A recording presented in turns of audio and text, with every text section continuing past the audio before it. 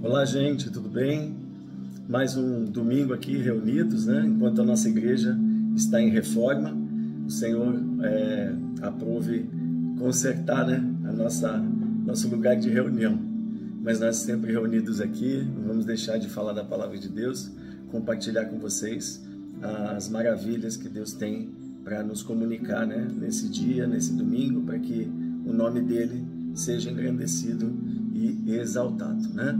E eu quero compartilhar com vocês uma palavra hoje maravilhosa, para que nós possamos navegar um pouquinho sobre a história de Pedro. Pedro é um apóstolo dos mais proeminentes, né? Que mais se é falado em todas as escrituras, em todas as reflexões, e eu quero dar uma visão um pouco diferente da história de Pedro. Quero mergulhar com vocês nessa passagem, na vida de Pedro, né?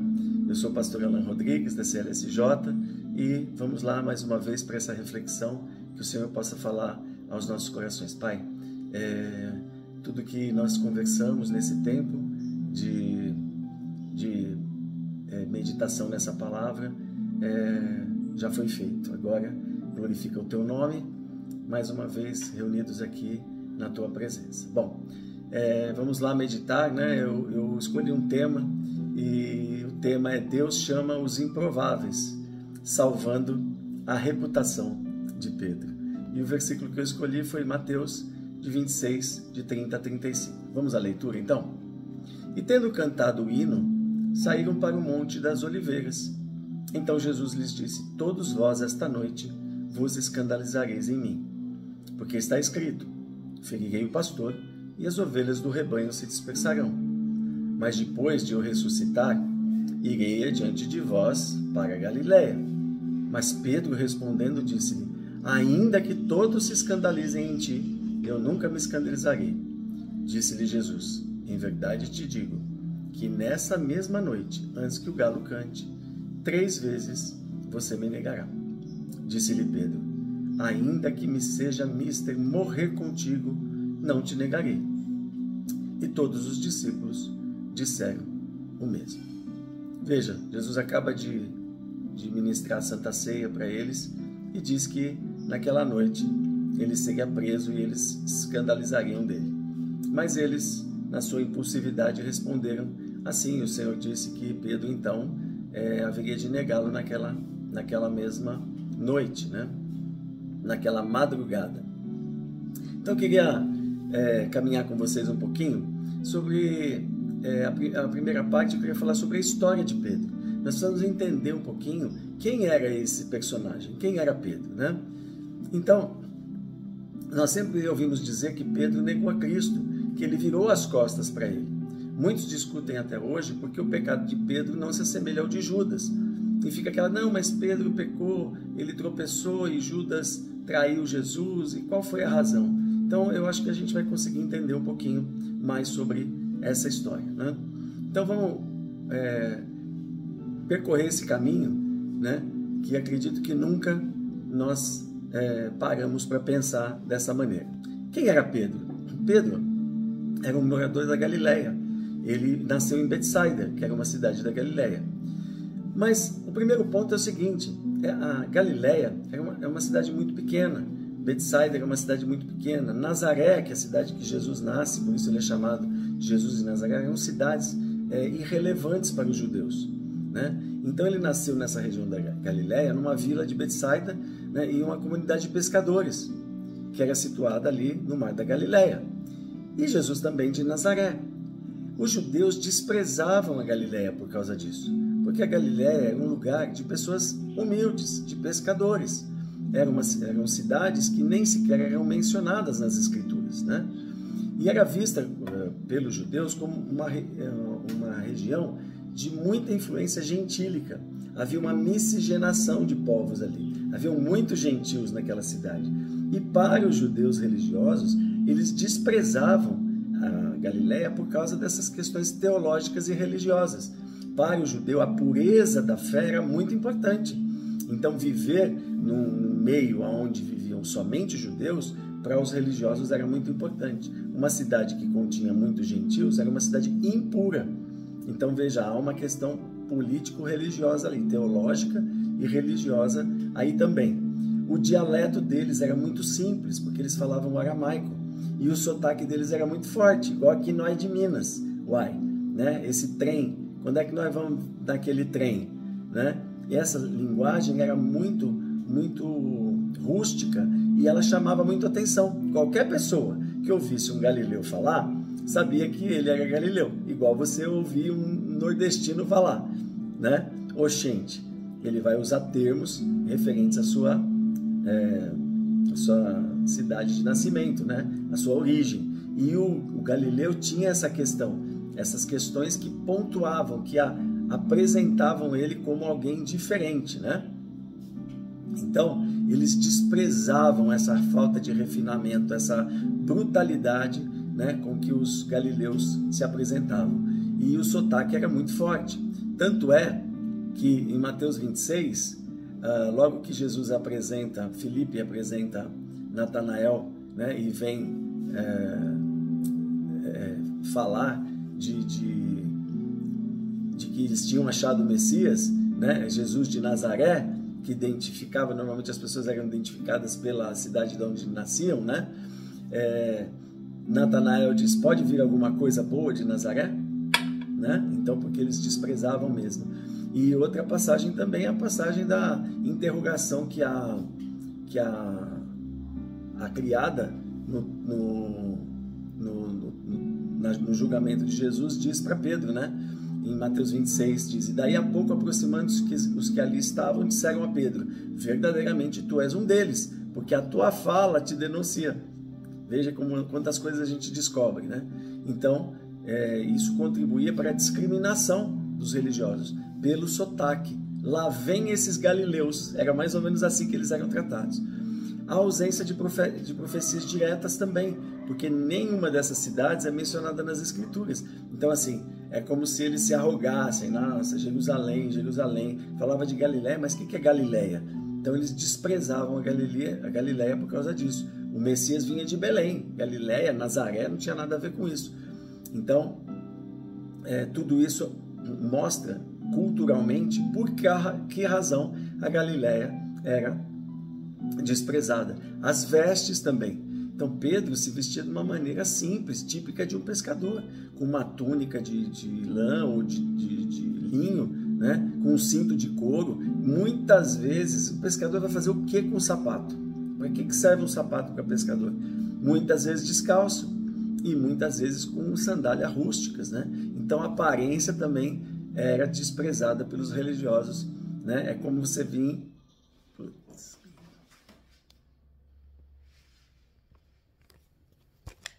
Então, a aparência também era muito importante, era desprezada pelos religiosos. É como você sair uma pessoa, vamos dizer, da roça, né? Que está acostumada com aquele tipo de vestimenta e vir para a cidade grande e andar lá no meio da Paulista. Todo mundo vai perceber o tipo de roupa que ela veste. E isso a gente vai ver depois nos textos mais para frente, né? Então, eram várias razões, eram muitas razões que estavam envolvidas na cultura deles, tá? E aí vocês conseguem entender a fala de Natanael que eu disse anteriormente. Pode vir alguma coisa boa de Nazaré? Entendem? Então é maravilhosa, as escrituras são maravilhosas porque ela mesmo se completa. O que Deus mostra com isso pra gente? O desprezo por Nazaré mostra... por Nazaré, pela Galiléia, mostra o padrão divino de Deus, de escolher as coisas simples e o desprezado pelo mundo para se manifestar. O propósito de Deus é sempre humilde. Ele chama as coisas que não são no lugar das que são. 1 Coríntios 7 diz assim, mas Deus escolheu as coisas loucas deste mundo para confundir as sábias. E Deus escolheu as fracas desse mundo para confundir as fortes. E Deus escolheu as coisas vis deste mundo e as desprezíveis e as que não são para aniquilar as que são, para que nenhuma carne se glorie perante ele. Veja, se nós olharmos Israel, né, está no meio ali do mundo, é um país, acho que dos menores do mundo, né, vamos dizer assim. e Deus se manifestou ali, naquele lugar, e ele faz resplandecer a sua glória por toda a terra, de um lugar tão simples e humilde. Então, a origem humilde de Jesus contrastava com a aristocracia, né? Com a religiosidade de Jerusalém, aquele povo formal, né? Os ortodoxos, né? Aquele povo religioso. Deus tem essa fórmula para chamar pessoas improváveis para o seu reino. Daí nós conseguimos entender. Outra observação também, que faz a gente entender o contexto muito melhor, e a rejeição, que os religiosos, ao olharem para de onde Jesus viera e com quem ele andava, imagina só o que eles pensavam. Esse aí é o Messias? A gente consegue entender perfeitamente por que eles o rejeitavam. Eles esperavam um grande governante, né? Esse princípio ele continua verdadeiro até hoje. Deus ainda escolhe os improváveis. Muitas vezes as pessoas olham para si mesmas e pensam assim: quem sou eu para ser chamado por Deus? Eu não tenho influência, não tenho conhecimento suficiente, né? Não sou ninguém especial. Mas justamente é esse tipo de pessoa que Deus chama. Ele escolheu pescadores para serem apóstolos, um perseguidor para ser apóstolo dos gentios, Paulo, e um menino com 5 pães e 2 peixes para alimentar uma multidão. Se você já se sentiu pequeno, inadequado, insignificante, lembre-se, Deus tem o hábito de escolher Nazarés. O que o mundo rejeita, ele usa para revelar a sua glória. O que parece fraco, ele fortalece.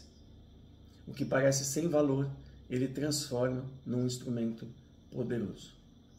Portanto, não se deixe limitar pelos rótulos desse mundo. Se Deus chamou você, é porque ele vê o que ninguém mais vê.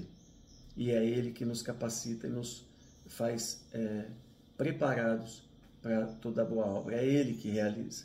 É o tesouro em vasos de barro, né? Então, pode vir alguma coisa boa de Nazaré? A resposta é sim, pode. Pode vir algo bom de você, porque Deus é especialista em levantar aqueles que ninguém espera. Eu, por exemplo. Então vamos para a segunda parte. A formação de Pedro. Vamos entender como aquele Pedro, pescador,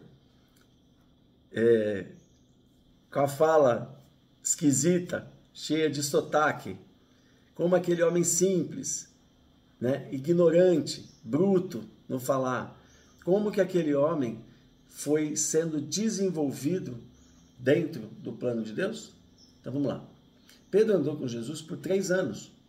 Ao longo desse período, ele pôde amadurecer, confiar e testemunhar tudo que Jesus podia fazer. Ele esteve com Jesus em cada passagem, cada coisa que Jesus realizou, que você lê que Jesus fez, Pedro estava ali. Então, quantas vezes Jesus foi ameaçado de morte? Quantas vezes houve um atentado contra a vida dele? As únicas 2 vezes que Jesus foi ameaçado, que Pedro não estava, foram a morte das crianças, quando Jesus tinha 2 anos de idade, em Belém, quando Herodes manda matar todas as crianças de 2 anos para baixo, segundo a palavra dos magos, e em Nazaré, quando ele se apresenta na sinagoga, em Cafarnaum, né? Ele toma a Torá e lê Isaías 61. O Espírito do Senhor, Deus, está sobre mim, porque o Senhor me ungiu para pregoar boas novas aos mansos. E ele diz, hoje está cumprida essa palavra, era a palavra messiânica, era a palavra que apontava para o Messias. E ele diz, hoje está cumprida, eu sou o Messias. E eles põem ele no pináculo, lá no despenhadeiro, para o jogarem de lá. E ele escapa. Pedro não estava, porque ele não tinha sido chamado ainda. Nas demais situações, Pedro estava em todas. Então vamos percorrer essas situações para ver o que Pedro aprendeu com Jesus. Então, o confronto de Jesus com os religiosos era constante. Todos os dias nós vemos nas Escrituras, onde Jesus andava, eles o perseguiam. Então, vamos ver os conflitos sobre o sábado, os fariseus. Os fariseus frequentemente estavam em conflito com Jesus porque eles eram os donos da lei. Eles que interpretavam a lei. A probabilidade de Jesus, né, as Escrituras dizem que quem matou Jesus foram os fariseus, porque eles eram incumbidos de traduzir a lei, eles eram os mestres da lei, eles que interpretavam e aplicavam a lei sobre o povo judeu. E isso fazia deles alguém que vigiava a lei constantemente, que monitorava a lei constantemente para pegar as pessoas em pecado. Então, aqui vamos falar dos fariseus, primeiramente, esse grupo religioso que existia lá. Conflito sobre o sábado. Lembra da colheita no sábado? Marcos 2, de 23 a 28? E aconteceu que, passando ele num sábado pelas searas, os seus discípulos, caminhando, começaram a colher espigas. E os fariseus lhes disseram: vês? Por que fazem no sábado que não é lícito? Então eu vou resumir essa passagem para vocês. Jesus cala a boca deles, dizendo: o sábado é feito para o homem, e não o homem para o sábado. Então, ele apresenta Davi. Olha lá, lembra-se do rei Davi, quando fugia de Saul, que ele teve fome, ele e os seus companheiros, e fugindo de uma perseguição injusta, ele se chegou ao templo e comeu do pão da preposição, que não era lícito comer, e ficou sem culpa. Então, Jesus tenta mostrar para aqueles homens duros de coração que é mais importante a vida do que as regras. Quando a vida está em jogo, a vida vale mais do que a lei, porque a lei é feita para salvar vidas. E é isso que ele quer dizer. Pedro estava ali e ele diz: ele calou a boca dos fariseus. Quando que eu podia imaginar na minha vida que eu ia sair da Galileia e discutir, bater boca com fariseus e calar a boca deles? E vamos adiante. O que acontece mais? Em Marcos 3 diz assim: e outra vez entrou na sinagoga e estava ali um homem que tinha uma das mãos mirrada. E estavam observando se curaria no sábado. Veja, eles estão vigiando Jesus. Eles não querem saber dos milagres. Os milagres não convencem o coração de alguém que é endurecido pela maldade. Eles querem pegar Jesus por fazer um milagre no sábado. E aí para o acusarem. E disse ao homem que tinha a mão mirrada: levanta-te e vem ao meio. E olhando, vendo a dureza do coração deles, pergunta: é lícito curar no sábado? É lícito fazer o bem ou o mal? Salvar a vida ou matar? E eles ficaram mudos. E olhando a indignação deles, o coração duro deles, pede para o homem estender a mão e foi restituída a mão como era a outra. E eles tomaram conselhos com os herodianos, que eu vou falar sobre os herodianos daqui a pouco, para o matarem. Quem que estava do lado? Pedro. Ele calou a boca dos fariseus, ele restituiu a mão. Veja, a personalidade, a pessoa de Pedro vem sendo moldada pela experiência, caminhando com Jesus, tendo experiências de que Jesus tem autoridade sobre aqueles que jamais Pedro ia imaginar em dirigir a palavra. A cura da mulher curvada no sábado, Lucas 13, 10 a 17. Ensinava no sábado nas sinagogas. E eis que estava uma mulher que tinha um espírito de enfermidade, já havia 18 anos e estava curvada. Não podia, de modo algum, endireitar-se. E vendo Jesus, chamou a si e disse: estás livre da tua enfermidade. Pôs as mãos sobre ela e a curou. Né? E o que eles fizeram? Repreenderam ele. O príncipe da sinagoga, indignado, ele conhecia aquela mulher de 18 anos. Em vez dele se alegrar com o milagre, ele indignado, porque Jesus curava no sábado. 6 dias vocês têm para curar, mas no sábado não. Veja a hipocrisia, a religiosidade, como ela é perniciosa, ela é maligna, né? E Jesus responde para ele: hipócritas, para o príncipe da sinagoga, e Pedro do lado. Jesus, cala a boca, não fala isso. Pedro conhecia os fariseus. Eles eram assassinos, eram gente que por causa da lei podiam matar. E eu imagino que Pedro: Jesus, fica quieto, Jesus, não fala. Hipócritas, no sábado, vocês não desprendem da manjedoura cada um seu boi para levar a beber? Não podia eu libertar essa mulher que está presa há 18 anos? Pedro estava ali, viu. Ele repreendeu o príncipe da sinagoga. Em João 5, diz também assim, de 1 a 18. Depois disso, eu estou resumindo, tá? Os trechos, mas eu deixo aqui para vocês lerem, para vocês se deliciarem com a maravilha que é a palavra de Deus. Houve uma festa entre os judeus e Jesus subiu a Jerusalém. Ora, Jerusalém estava próxima à Porta das Ovelhas, um tanque chamado em hebraico Betesda, o qual tem 5 alpendres. Então os judeus disseram àquele que tinha sido curado. Jesus vai lá e cura o paralítico de 40 anos.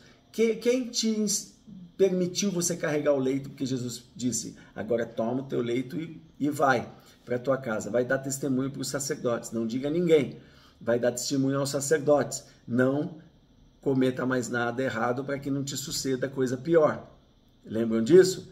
E aí os judeus vendo ele carregando o leito. Quem te mandou carregar o leito num sábado? E ele diz, aquele que me curou permitiu que eu carregasse o leito. E procuravam então, as escrituras dizem, e procuravam matá-lo porque faziam essas coisas. Imagina, eles não conseguiam olhar para os milagres, eles queriam matá-lo por causa da religião.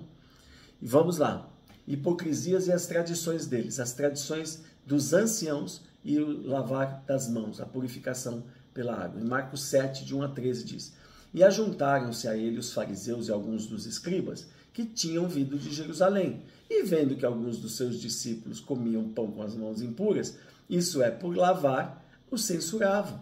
Então eles eram o ascetismo judaico, a purificação do corpo, os longos jejuns, tudo isso está embutido na religiosidade. Lavar mãos, lavar copos, lavar jarros, lavar panelas, lavar leitos, mas Jesus os repreende. E Pedro, não, Jesus, não vai falar com eles não, eles vão te matar.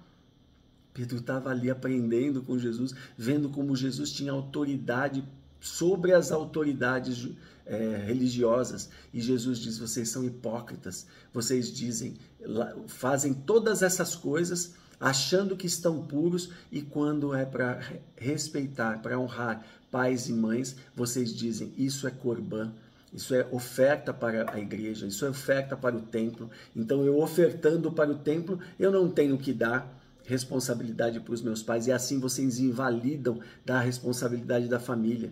Hoje muitos dos nossos têm feito isso, têm se dirigido à igreja, abandonado esposa, filhos em casa, maridos e filhos em casa, em prol de dizer que se eu estou na igreja, eu estou cumprindo a vontade de Deus e não cumprindo com os papéis familiares. E eles faziam isso, Jesus os repreende, e Pedro está do lado.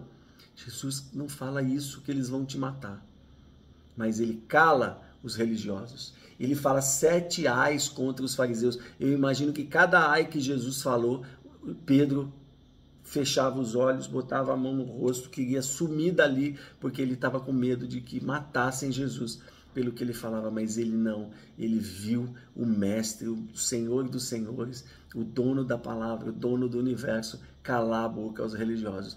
Ai de vós, escribas hipócritas, ai de vós, fariseus hipócritas, ai de vós, guias cegos, ai de vós, escribas e fariseus hipócritas. 7 ais contra eles, vocês vão pagar um preço muito caro, porque vocês ficam na porta do céu e não deixam ninguém entrar. Mais conflitos, um pedido de um sinal. Jesus tinha acabado de curar um endemoniado cego e mudo, e eles o acusam, blasfemam contra o Espírito Santo, dizendo que ele havia curado o endemoniado pelo príncipe dos demônios, por Beelzebul. Então, em Mateus 12, de 38 a 42, Jesus os repreende, diz, então alguns dos escribas e fariseus disseram, mestre, quiséramos ver da tua parte algum sinal. E Jesus, vocês não verão sinal nenhum, a não ser o sinal de Jonas. Como Jonas passou 3 dias no ventre da baleia, eu também passarei 3 dias no seio da terra. Né? E ele repreende-os dizendo, os ninivitas se levantarão contra essa nação, e a rainha de Sabá veio de Sabá ver a obra de Deus por meio de Salomão, e creram, e vocês não creem nas minhas palavras. Esses povos, ninivitas e a rainha de Sabá, os julgarão naquele dia por causa da vossa incredulidade, e está aqui quem é maior que Jonas. Pedro do lado, agora eu vou morrer, agora Jesus vai ser preso por esses homens e nós vamos morrer, agora eles vão matá-lo. Pedro foi experimentando, irmãos. Pedro, ao longo dos anos, foi convivendo com Jesus e experimentando o poder e a autoridade que Jesus tinha de calar a boca daqueles que eram os principais homens, as maiores autoridades daquela nação. A acusação de expulsar demônios pelo poder de Deus, eu já falei, não vou ler novamente. Os saduceus agora. Quando que Pedro sonharia em confrontar os saduceus, né? Eles questionavam Jesus, principalmente defendiam as questões teológicas que negavam a ressurreição e a existência de anjos. Então lá vem eles de novo, em Mateus 22, de 23 a 33, diz assim: no mesmo dia chegaram junto deles os saduceus, que dizem não haver ressurreição, e o interrogaram, dizendo: mestre, Moisés disse, se morrer alguém não tendo filhos, o seu irmão se casará. O que eles disseram? Queriam pegar Jesus numa pegadinha, dizendo: uma mulher teve 7 maridos, cada um deles morreu e o outro irmão foi honrando, que era o mandamento de Moisés. Quem ficará com ela no céu? E Jesus cala a boca deles novamente. Vocês não conhecem a lei, nem as escrituras, nem o poder de Deus. Não sabeis que no céu serão todos como anjos, né? E não se casam e não se dão em casamento? E aí ele cala a boca deles novamente, né? Dizendo que a doutrina deles está totalmente errada, né? E que os mortos não estão mortos, mas todos estão vivos para Deus. Ele diz: não ouvistes o que Deus diz a Moisés? Eu sou o Deus de Abraão, Isaque e Jacó, sendo que Abraão, Isaque e Jacó já haviam morrido, mas todos estão vivos diante de Deus. Nós não morremos, nós não deixamos de existir quando morremos, nós continuamos existindo, então nós continuamos vivos na eternidade. Depois os zelotes, e Pedro ali. Senhor, ele conseguiu derrubar a doutrina também dos saduceus, os zelotes. Os zelotes, eles não são mencionados diretamente nos confrontos com Jesus, porque a mensagem deles de amor e paz contrastava com a abordagem violenta dos zelotes. A mensagem de Jesus era totalmente oposta. Os zelotes acreditavam que eles tinham que imprimir a religião judaica na nação através da violência. Não importava o que eles fizessem, mas eles tinham que conquistar à força o reino de Deus. E Jesus não dizia isso. Quais as coisas que Jesus chama a atenção deles? Né? Dai a César o que é de César, falando das coisas políticas, e depois a repreensão de Pedro usar a espada, que foi o Simão, não o Simão Pedro que cortou a orelha de Malco, né? Foi o Simão Zelote, né? E em João 18,36 diz assim: respondeu Jesus: o meu reino não é desse mundo. Se o meu reino fosse desse mundo, pelejariam os meus servos para que eu não fosse preso, nem entregue aos judeus. Mas agora o meu reino não é daqui. Nada de força, meu reino é de paz. Então ele calava os zelotes também. E depois os herodianos. Os herodianos, eles conciliavam a política com a religião. Vocês conhecem alguém que faz isso hoje? Igrejas que mais são teatros políticos do que propagadoras do evangelho. Querem fazer da política aliados para manter-se no poder. Então os herodianos tinham essas características. Eles eram judeus, eram religiosos, mas eles se aliavam com Herodes, o rei Herodes, o rei dos judeus, né? Aquele que matou João. Os herodianos, porque eles defendiam a questão política no meio da religião. E essa passagem está em Mateus 22, de 15 a 22. Então os fariseus, tendo ido consultar entre si como surpreenderiam em alguma palavra, queriam pegar Jesus, enviaram seus discípulos com os herodianos, dizendo: mestre, sabemos que é verdadeiros, que ensinam. É lícito pagar imposto? Vou resumir para vocês. É lícito pagar imposto? O que eles queriam? Estavam os fariseus e estavam os herodianos políticos. Se Jesus dissesse não é lícito, os herodianos prendem ele está contra o rei.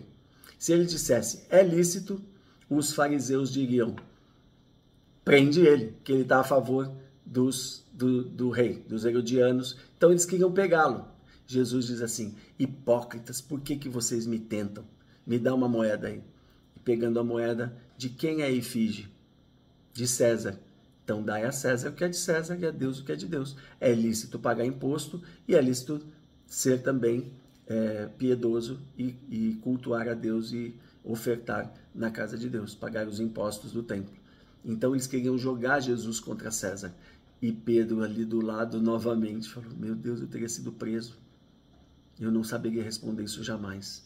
E ele diz, e ele se fortalece, o coração de Pedro vai se fortalecendo na autoridade, no poder de Cristo. Ele vai vendo que ele foi tirado de um lugar improvável, Ele era um improvável e agora ele estava servindo ao Senhor, ao Messias, aquele que conseguia calar, aquele que era o Messias, o Filho de Deus, que conseguia calar os religiosos.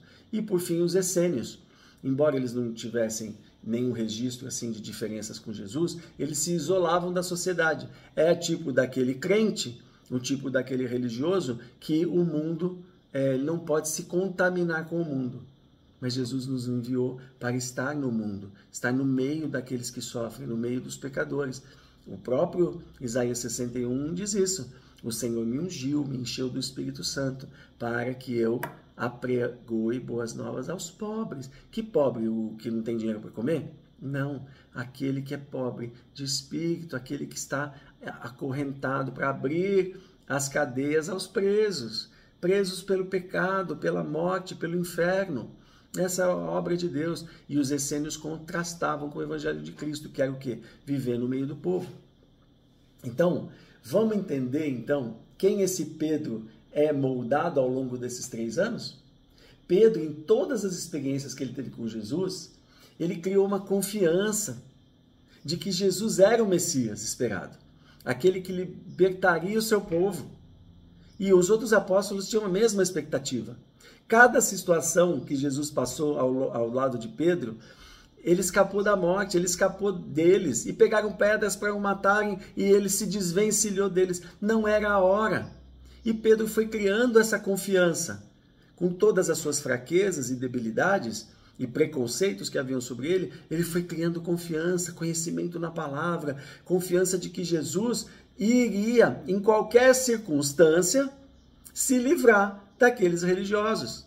Se não fosse fisicamente, pela palavra, pelo conhecimento, pela autoridade, seria espiritualmente, seria extraordinariamente, soberanamente, sobrenaturalmente. Pedro tinha já desenvolvido, fortalecido essa confiança no seu coração. E cada situação que Jesus escapou da morte, da fúria, da perseguição, ele envergonhou escribas, fariseus, saduceus, herodianos, doutores da lei, sacerdotes. Então Pedro absorveu aquilo e levou essa confiança para ele, né? Que o que quer que acontecesse, ele se livraria disso. Jesus andou 6 quilômetros sobre o mar. Quando eles foram adiante no mar da Galileia, para o outro lado da Galileia, Jesus ficou, lembra-se dos milagres? Jesus ficou e depois de que eles estavam a 6 quilômetros de distância, Jesus vem andando sobre o mar. Esse é o Jesus que Pedro conhecia. Jesus acalmou a tempestade, ele era pescador, ele sabia que uma tempestade quando começasse, enquanto aquelas nuvens não fossem embora, a tempestade não ia acabar. E Jesus manda a tempestade se calar. Jesus multiplicou os pães da pesca milagrosa. Foi o primeiro milagre que ele fez. Pedro estava ali quietinho, ele diz, joga para a direita agora. Mas eu já pesquei a noite toda, não tem mais peixe de dia. Mas segundo a tua palavra eu vou fazer. Quando ele pesca, qual é o primeiro? É o primeiro encontro que Pedro tem com Jesus. Pedro corre para os pés de Jesus, se ajoelha e diz, aparta-te de mim, porque eu não sou digno de estar na tua presença, eu sou um pecador. Depois multiplicou os pães para 7.000. Ressuscitou Lázaro. Ressuscitou um homem morto há 4 dias. Pedro estava ali. Vamos imaginar, irmãos, olha Pedro. A gente tem que se colocar na história. Pedro já estava desenvolvida essa confiança. Ele se fortaleceu nessa confiança. Não havia ninguém que pudesse tocar em Jesus. Então, o que ele esperava agora? Né? O que ele esperava? Quando eles sobem no monte, Pedro está dormindo, Jesus disse, chega, acorda porque agora é o tempo das trevas. Agora vem aquele que não tem nada de mim. Né? E Pedro não entende, de repente chegam soldados dos sacerdotes, soldados do templo, junto com Judas, e prendem a Jesus. O que Pedro esperava? Beleza, a gente vai fugir aqui para não ser preso pelos soldados, mas Jesus vai chegar lá e vai botar eles no chinelo de novo. Jesus vai meter o dedo na cara deles de novo, vai chamar eles de hipócritas, vai chamar eles de sepulcro caiado, igual ele fez com os fariseus, vai chamar de filhos dos assassinos dos profetas, vai chamar eles de mercadores do templo, vai sair ileso de novo. Esse era o Pedro que 3 anos depois tinha toda a segurança em Jesus. Mas vamos ler o que aconteceu de verdade? O julgamento agora tinha prendido Jesus ilegalmente nas trevas, porque a prisão de Jesus foi totalmente ilegal, até para o sistema judaico. Jesus diz para eles, não sei se vocês lembram, eu estive todos os dias com vocês nas sinagogas e vocês nunca me prenderam. E agora vocês vêm com paus e pedras para me prender? Mas isso é para que se cumpra o tempo das trevas. Então eu vou com vocês, eu sei que o que está acontecendo é permissão de Deus. Porque enquanto Deus não permitiu que eu fosse preso, vocês não tocaram o dedo em mim. Né? Então Deus está mostrando para nós também que tudo que acontece na nossa vida tem um tempo soberano de Deus. Nada vai acontecer na tua vida fora do tempo. Mateus 26, de 63 a 69. Jesus, porém, guardava silêncio. E insistindo o sumo sacerdote, disse-lhe, conjuro-te pelo Deus vivo que nos diga se tu és o Cristo, o Filho de Deus. Disse Jesus, você disse. Vou resumir. Pedro está sentado, foi junto com Jesus e está sentado no meio dos soldados do templo. Se assentou lá do lado de fora e está aguardando o resultado dessa contenda toda disso que fizerem. Dessa vez eles levaram ele preso, mas eles vão ver só o que vai acontecer com eles. Daqui a pouco ele dá 5 minutos lá e ele vai resolver isso aqui agora e a gente vai voltar para fazer milagre de novo por aí. É isso que Pedro está esperando. Mas então, diz o versículo 66, o sumo sacerdote diz, que vos parece? Depois de ter comprovado que Jesus confessa que é o Filho de Deus. E que vos parece? E eles respondendo disseram, é réu de morte. Então cuspiram-lhe no rosto e lhe davam socos e outros os esbofeteavam, dizendo, profetiza-nos, Cristo, quem foi que te bateu? Ora, Pedro estava sentado fora no pátio. E aproximando-se dele, uma criada disse, tu também estava com Jesus, o Galileu. Ela reconheceu aquelas características que nós falamos no princípio. Então, a gente precisa entender que Pedro estava ali no limite, vivendo numa cultura onde os homens eram assassinos por causa da religião. Eles matavam qualquer um que infringisse a lei. E ele viu que Jesus começou a apanhar e que a coisa já não era mais como antes. E que Jesus não estava se defendendo. E que eles estavam cuspindo no seu mestre. Mas então agora tudo mudou. Tudo mudou. E Pedro está no meio daqueles homens religiosos e que pela lei podiam matar e reconheceram ele. E agora estavam apontando ele também. E a vida dele estava em risco. Como que Pedro ia confrontar o sistema? Ele era doutor da lei? Ele podia responder aquele, não façam isso porque a palavra de Deus diz assim. Era uma teocracia. Quem mandavam era eles. A única coisa que ele ia fazer ali, se ele ficasse ali, era morrer com Jesus também. Já sei. Acho que você imagina assim, Pedro podia ter dado uma carteirada religiosa pentecostal. Pedro levantava no meio dos soldados e apontava o dedo para Caifás e para Anás, os sumos sacerdotes do templo, e diria assim, podia estar até na Bíblia isso hoje, né? A gente ia se alegrar, ia fazer várias pregações sobre isso. Eis que te digo, Caifás, Anás, não toque no meu ungido, senão você vai descer a cova. Não, irmão, não dava. Não dava para meter uma carteirada religiosa, não, pentecostal. Pedro era galileu, um pescador ignorante, o sistema era implacável. A opção dele para preservar a sua vida era dizer, eu não o conheço. Ele não esperava ser pego de surpresa com a condenação de Jesus. Olha que contexto maravilhoso, olha que entendimento maravilhoso. A razão pela qual ele manifestou a negação. Mas na terceira aparição de Jesus, que nós vamos ver adiante, depois que tudo acontece e Jesus é crucificado e ressuscita, e depois ele aparece 3 vezes para os seus discípulos. Nós vamos passar pela passagem de João 21. E tendo pela manhã, Jesus se apresentou na praia. Pedro já está pescando novamente. Ele disse, eu vou pescar, e os seus discípulos disseram, nós vamos com você. Não tem mais nada para a gente fazer. Todas as nossas esperanças, todas as nossas expectativas se frustraram. Agora eu vou voltar a ser o Galileu que eu era. Quantos de nós desistimos, né? Por causa dos contratempos do mundo, a gente volta para aquilo que a gente sabia fazer, para as coisas medíocres que a gente sabia fazer, após termos conhecido um tão grande e poderoso Evangelho. E não conheceram que era Jesus. Disse-lhes, pois, Jesus, filhos, Jesus estava a uns 100 metros, eles estavam a uns 100 metros da praia. Filhos, tens alguma coisa de comer? E responderam-lhe não, porque não tinham pescado nada. Então lança a rede para o lado direito do barco e vocês vão achar. E lançaram a rede novamente, como da primeira vez. Jesus restaurando, né, o relacionamento com eles, relembrando deles como tudo começou.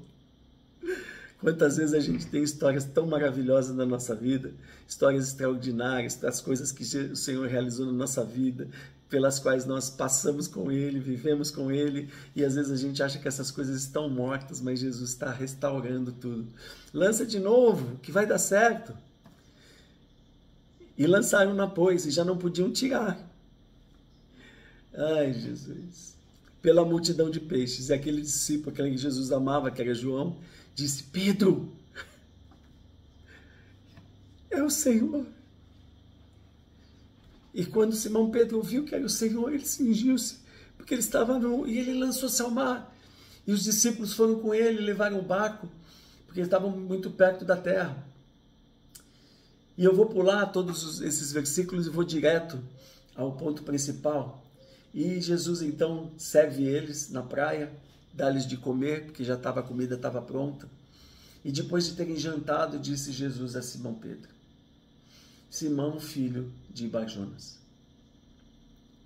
Barjonas, né? Simão Barjonas, filho de Jonas, amas-me mais do que esses? E ele respondeu, sim. Senhor, tu sabes que te amo. E disse-lhe, apacenta os meus cordeiros. Tornou-lhe a dizer uma segunda vez, filho de Jonas, amas-me? Disse-lhe, sim. Senhor, tu sabes que te amo. Disse-lhes, apacenta as minhas ovelhas. E disse-lhe a terceira vez, Simão, filho de Jonas, amas-me? Simão entristeceu-se por lhe ter lhe dito a terceira vez, amas-me? E disse-lhe, Senhor, tu sabes tudo, tu sabes que eu te amo. E Jesus lhe disse, apacenta as minhas ovelhas. Irmão, eu quero dar um conceito, uma reflexão totalmente diferente do que você já ouviu até hoje. A palavra de Deus diz assim, falada pela boca de Jesus, quem negar será negado. E eu quero mostrar a prova para vocês que Pedro não negou Jesus no seu coração. Mateus 10, 32 diz assim, portanto, qualquer que me confessar diante dos homens, eu o confessarei diante do meu Pai que está nos céus. Mas qualquer que me negar diante dos homens, eu o negarei diante do meu Pai que está nos céus. Jesus disse alguma vez para Pedro, quando ele o encontrou depois da ceia, que papelão, hein, Pedrão? Que diria você, hein? Dizendo que não me negaria e você me negou. Jesus repreendeu Pedro alguma vez por ele ter salvo a sua vida? Jesus não tentou expor Pedro, mas mostrar que nós não somos infalíveis. Nós não podemos carregar um fardo maior do que Deus nos pede.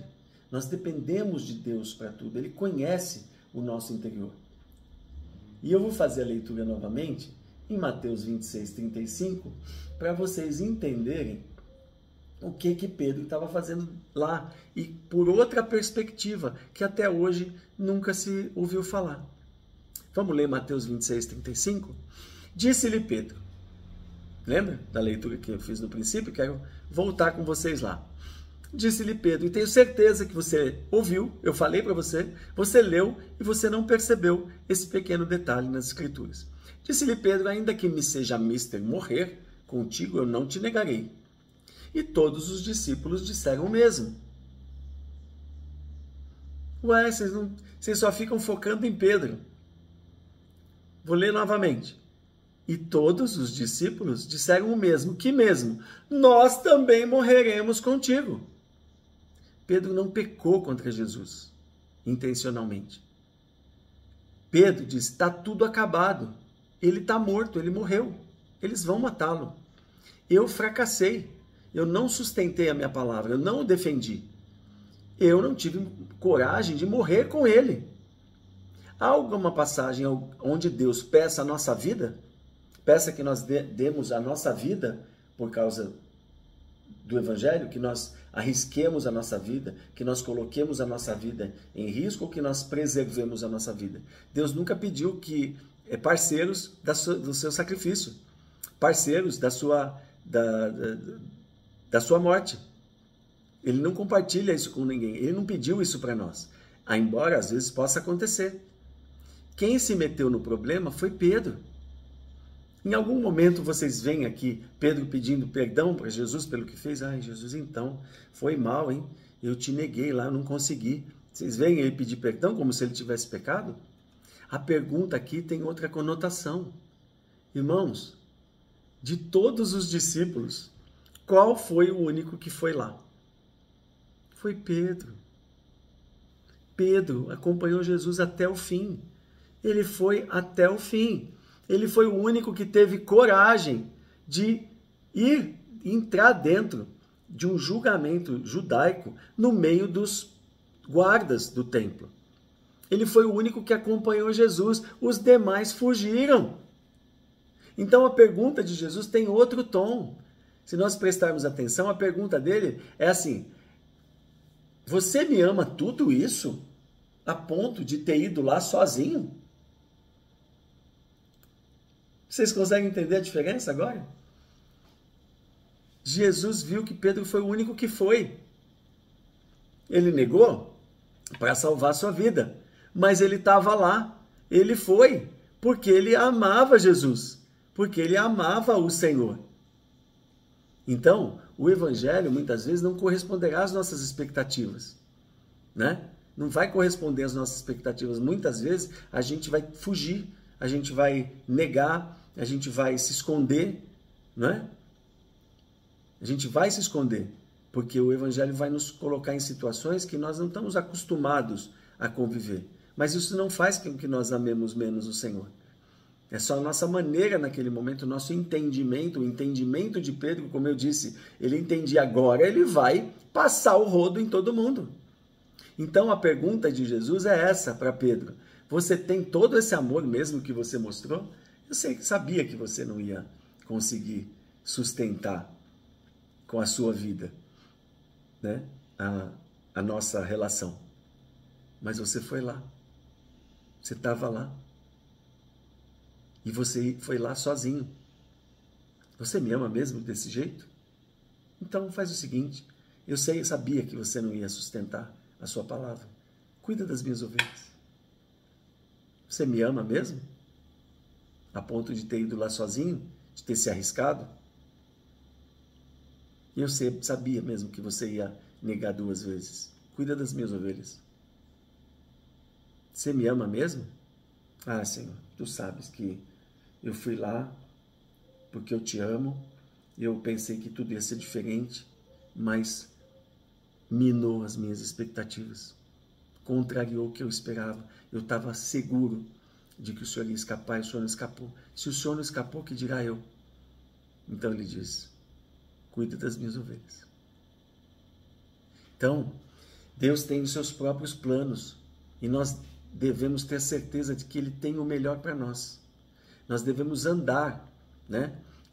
Os discípulos tinham os olhos parcialmente abertos. Jesus era o filho de Davi, que ia tomar o trono de Israel. A cultura era muito forte. Então, humanamente, o entendimento deles era humano.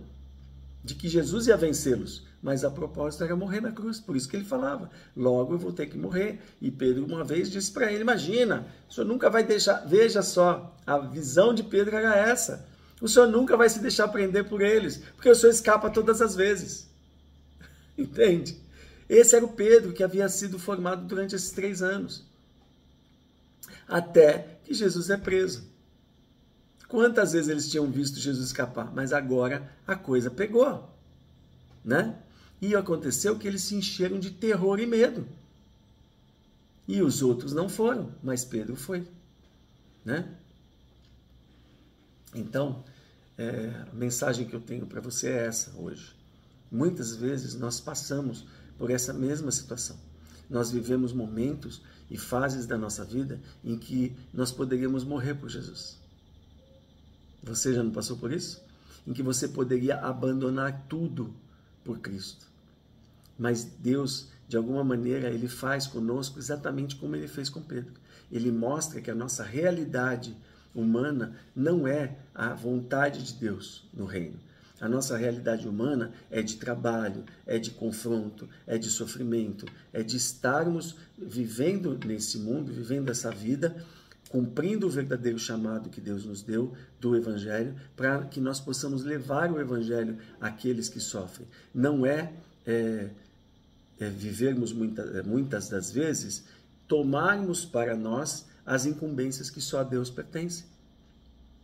Como Pedro, né, tentou fazer, né, dizendo, eu morrerei junto contigo. Deus disse, não, você não vai morrer junto comigo. Você vai ver que eu preciso de você para que você se converta e salve a muitos, que você cuide das minhas ovelhas. Por isso Jesus diz para Pedro, a última recomendação dele é, quando você se converter, quando você voltar para mim, você pensar que tudo está acabado, que tudo caiu, que a sua vida caiu, que tudo acabou, que você voltar a pescar, quando você voltar para mim, né? Então, fortalece os teus companheiros. Compreende? Então você precisa se colocar no lugar de servo do Senhor, de evangelista do Senhor, de pastor, de apóstolo, de profeta. Você tem que pegar os dons que Deus te deu, as capacitações que Ele te deu e usar da maneira humana, da maneira como o Senhor te incumbiu para usar. Porque o Senhor ainda tem propósitos na tua vida. Se você se entristeceu, se você achou que alguma vez pudesse morrer no lugar de Cristo e não foi capaz, e você não suportou as lutas desse mundo, as afrontas, os confrontos das igrejas, o confronto do seu ministério, se você desviou, se você desistiu e voltou a pescar, volta agora, porque o Senhor não tem acusação para você. Ele sabe que você o ama, Ele sabe que você quer ficar com Ele, mas que você não conseguiu. Então, volte agora para o Senhor, tome o lugar, né, dessa regeneração, se permita ser regenerado por Deus nesse dia, para que você possa então cumprir o papel, porque Pedro, depois, veja quantas coisas o apóstolo Pedro realizou cheio do Espírito Santo. Amém? Então, que essa palavra possa penetrar no profundo do teu espírito, do teu coração, e você entender que Pedro aprendeu, que Jesus deu uma lição em Pedro, dizendo, você não pode fazer o que eu vou fazer, você pode fazer o que eu te incumbi para fazer. Essa é a mensagem que eu tenho para você no dia de hoje. Pai querido, muito obrigado por esse culto, por essa tua palavra que é extraordinária, que é, por si só, a tua palavra já fala aos corações. Não precisava que eu fizesse nenhuma interpretação dela, mas o Senhor me deu esse papel de Pedro e eu estou fazendo aquilo que o Senhor me incumbiu para fazer. Assim nós te bendizemos, adoramos o teu nome, por meio do teu Filho Jesus e no poder do teu Espírito Santo. Amém.